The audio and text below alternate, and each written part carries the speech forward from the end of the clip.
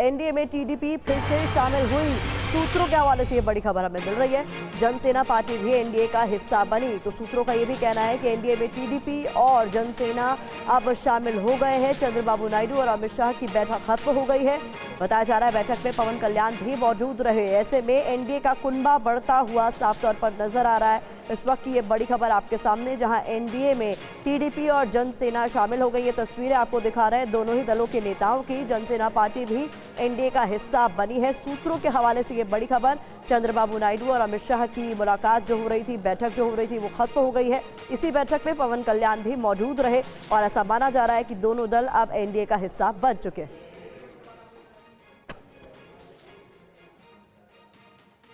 और चलिए इस बीच एक और बड़ी खबर आ रही है। खबर यह कि अमित शाह पटना के लिए रवाना भी हो गए। एनडीए के सहयोगियों के साथ करेंगे मंथन।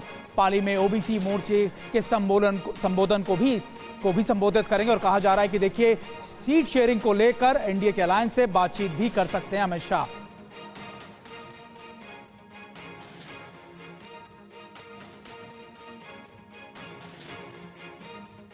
और देखिए, हम आपको तस्वीरें दिखा रहे हैं कि चंद्रबाबू नायडू से मिले और उसके ठीक बाद अमित शाह बिहार के लिए निकल गए। एनडीए के सहयोगियों के साथ मंथन करेंगे अमित शाह और पाली में ओबीसी मोर्चे के सम्मेलन को भी संबोधित करेंगे। खास बात यह कि अपने सहयोगियों के साथ टिकट फाइनलाइज की जा रही है और यही वजह है कि अमित शाह अब बिहार पहुंच गए।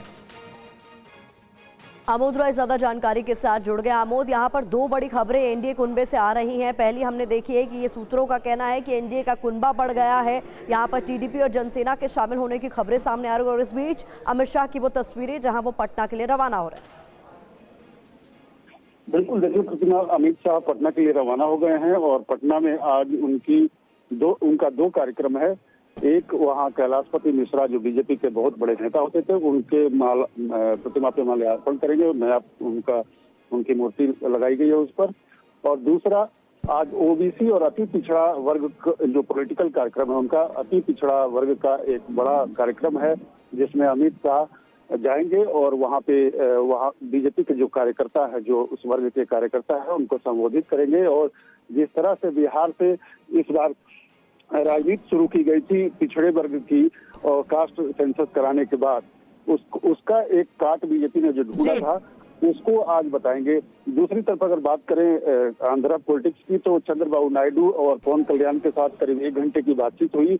आज आखिरी बातचीत माना जा रहा है इसको। और इसके बाद अब इसकी घोषणा भी बहुत जल्द कर दी जाएगी। सीटों का फॉर्मूला लगभग तय हो चुका है और इसका ऐलान अगले 1-2 दिनों में कर दिया जाएगा। बहुत शुक्रिया इस तमाम जानकारी के लिए। तो आमोद राय बता रहे हैं कि सीटों का फॉर्मूला भी लगभग तय हो गया है। जल्द ही ये खबर भी सामने आ जाएगी कितनी सीटों पर कौन सा दल लड़ने वाला है। लोकसभा चुनाव से ठीक पहले ये डेवलपमेंट्स लगातार सामने आ रहे हैं। यहाँ पर एनडीए का कुनबा भी साफ तौर पर बढ़ता हुआ नजर आ रहा है।